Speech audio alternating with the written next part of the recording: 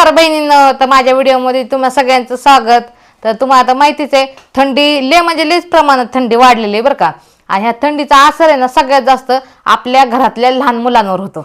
तुम्हाला आता माहितीच आहे, आपल्याला काही एवढा थंडीचा असर होत नाही, कारण की तुम्हाला आता माहिती आहे मोठ्या माणसांना थंडीचा एवढा काही असर होत नाही, पण लहान मुलांवर सगळ्यात जास्त असर थंडीचा होतो. आणि लहान मुलांना सर्दी, खोकला, ताप, थंडी हे चालूच राहतं.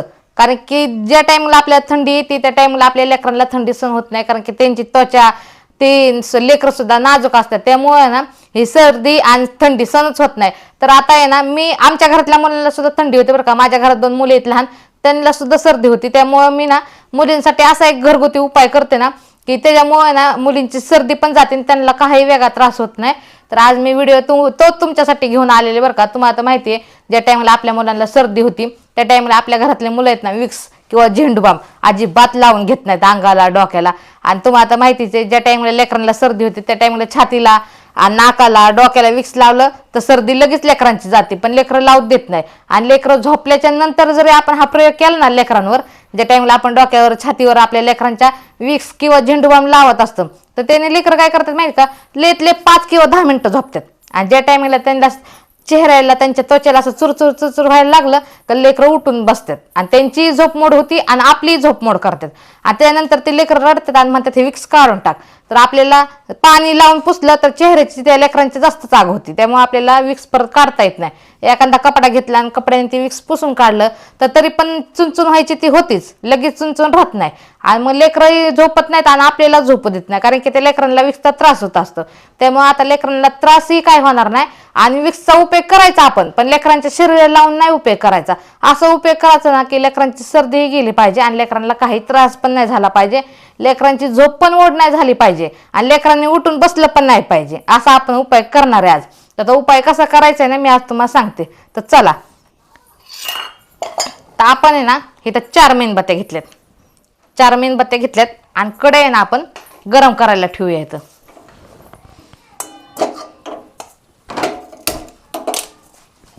इथं कढई ठेवली आहे मी गरम करायला आणि इथं तुम्हाला दिसत असेल 4 मेणबत्त्या घेतल्यात. आणि त्याला आहे ना हे असे प्लॅस्टिकचे कागद असतात, तर ते प्लॅस्टिकचे कागद काढून घ्या, कारण की कागद टाकू नका. आणि ह्या 4 मेणबत्त्याचे 8 तुकडे करायचे. तर ते कसे करायचे, हे असे मधनं तोडायचे आणि हे असं टाकायचं, असं मधनं तोडायचं आणि हे असं टाकायचं. तर मी 4 मेणबत्त्या आहे ना कढईत गरम करायला ठेवल्यात. तर ते गरम होऊ द्यायच्या मेणबत्त्या. तोपर्यंत आपल्याला काय करायचंय, गॅस मी इथं बारीक करते. गॅस बारीक करून घेतलाय. आता मी काय करणार आहे बघा, तर 4 लवंगा आणि 4 मिरी घेतल्यात मी इथं. 4च लवंगा घ्या आणि 4च मिरी घ्या, कारण की तुम्हाला माहिती आहे सर्दीला ह्याचा लय फायदा होतो बरं का. तर हे आपल्याला ना उकळीत कुटून घ्यायचंय. तर उकळीत कुट करून घ्यायचा, पावडर झाली पाहिजे. असं हे कुटून घ्यायचं, कारण की ह्याचा लय प्रमाणात सर्दीसाठी असर होतो बरं का, सर्दीला ह्याचा. त्यामुळे आपल्याला आहे ना हे पावडर करून ह्याच्यात टाकून द्यायची.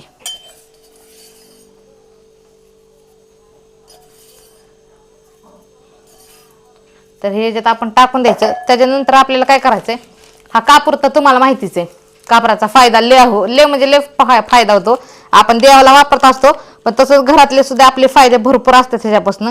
तर इथं मी 5 कापूर घेतलेत. 5 कापूर घेतलेत बघा. आणि हे पण आपण ह्याच्यात टाकून द्यायचे. आता मी यात टाकून दिले आणि हे दोरे आहेत ना हे आपल्याला चाकूनी कशाने पण काढून घ्यायचे. आता आपल्याला काय करायचं माहिती का,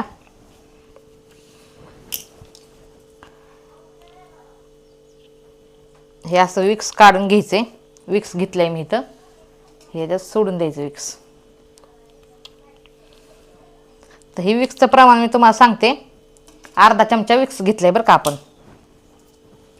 तर तुम्ही म्हणता चमचा का घेतला नाही, कारण की चमच्याने लगेच विक्स निघून त्यात पडत नाही, म्हणून मी चाकू घेतलाय. आणि तर आपण हे झेंडूबाम पण टाकून घेतलाय बरं का.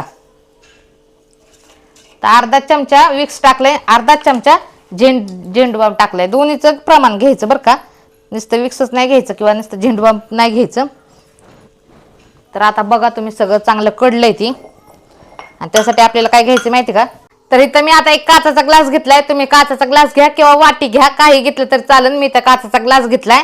आणि त्यासाठी ना असं काही घ्या, म्हणजे लोखंडाचं जे असेल घरात खिळा काही असेल ती घ्या. आणि त्याला ही दोरा आहे ना असा गुंडाळायचा. हे असा गुंडवून बरोबर ह्याच्यामध्ये असा ठेवायचा. तर आपलं हे मेन आहे ना, मेणबत्तीचं मेन ते पगवून गेलंय बघा. तर आपल्याला हे चाळून घ्यायचं. तर तुम्ही म्हणता चाळून कशासाठी घ्यायचंय, तर जे अशा वितळणाऱ्या ज्या गोष्टी होत्या, विक्स, झेंडूबाम, कापूर, ते वितळे.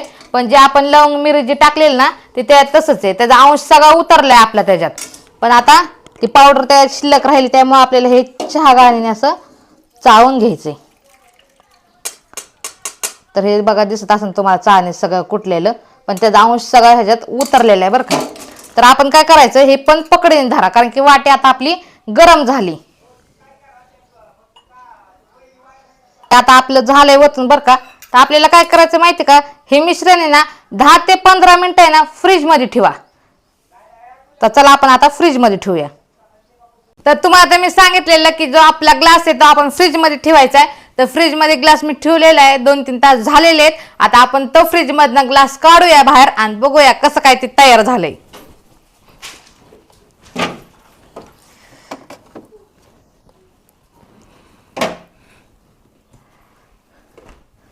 तर बघा किती छान असं मस्तपैकी मेणबत्तीचं परत मेन पॅक झालेलं आहे एकदम. तर आपल्याला काय करायचंय, हे असं काढून घ्यायचं. आता काय नाही ह्याचं टेन्शन. तर बघा मस्तपैकी झालेलं, असं पडत पण नाही खाली बघा. तर आपल्याला काय करायचं, हे जे राहिलेलं आहे ना शिल्लक, ते आपल्याला थोडंसं ना कट करून घ्यायचंय. त्यासाठी मी इथं ठेवते हा ग्लास. तर आता आपल्याला काय करायचंय, हा जो दोरा शिल्लक राहिलाय ना तो आपल्याला थोडासा कट करून घ्यायचा आहे. आणि जास्त का दोरा ठेवायचा आपल्याला, का तर ह्याला गुंडाळायचा होता ना, त्यामुळे जास्त दोरा ठेवलेला. ह्याला गुंडाळ्यासाठी आपल्याला जास्त दोरावरती ठेवायचा आहे. आता कट केलाय आपण दोरा. आता आपण नाही ना ह्याला पेटू. आणि ज्या टाइमला आपल्याला झोपायचं आहे ना त्या टाइमला आपण ज्या टाइम जिथं आपण झोपतो ना त्या साईडला, एका साईडला म्हणजे आपण जे आपला बिस्तर असतो म्हणजे बिछाना असतो त्या बिछाण्यापासून लांब ठेवायचं, जवळ ठेवायचं नाही. हा ग्लास असं लांब ठेवायचा. आणि ह्याचा वास तो इतका भारी, इतका सुगंधित येतोय ना, कारण की आता विक्स, झेंडूबाम आणि कापूरचा वास एकदम भारी यायला लागलाय बरं का.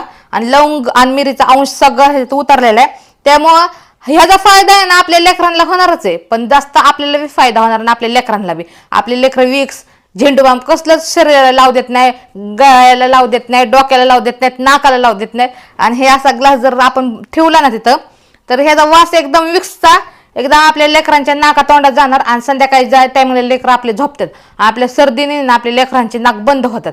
नाक बंद झालं का श्वास घेता येत नाही, मग लेकरांची झोप मोड होती. तर आता काही लेकरांची झोप मोड होणार नाही आणि विक्सचा वास सगळ्या घरात फिरणार, कारण की आपल्या दाऱ्या खिडक्या सगळं बंद असतं. आणि हा ग्लास पेटवल्याच्या नंतर सगळं असं मस्तपैकी सुगंधित वास येणार बघ. विक्स आणि झेंडूबामचा एकदम भारी वास येतोय. त्यामुळे आपले जे लेकरांचे, लहान लेकरांचे जे नाक पॅक झालेले होते ते मोकळे होणार आणि लेकरांना झोप पण छानपैकी लागणार. तर हा असा माझा जुगाड होता. तर तुम्हाला कसा वाटला ते नक्की मला कमेंट करून सांगा. तर तुम्ही पण ट्राय करून बघा, ह्याचा एकदम भारी रिझल्ट भेटेल बरं का तुम्हाला. तुम्ही पण म्हणता ताई खरंच तुम्ही सांगितलेला हा फायदा झालाय आम्हाला. ज्या टाइमला आपले लेकरं झोपतील ना त्यांना त्रास होतो झोपीने, त्या सर्दीने झोपच लागत नाही. आता त्यांची झोपही पूर्ण होणार आणि असा जुगाड केल्याच्या नंतर ना मस्तपैकी लेकरं झोपतील बिन, त्यांना श्वास घ्यायला काही त्रास होणार नाही. तर चला असेच भेटू आपण नवीन दुसऱ्या व्हिडिओमध्ये. चला बाय.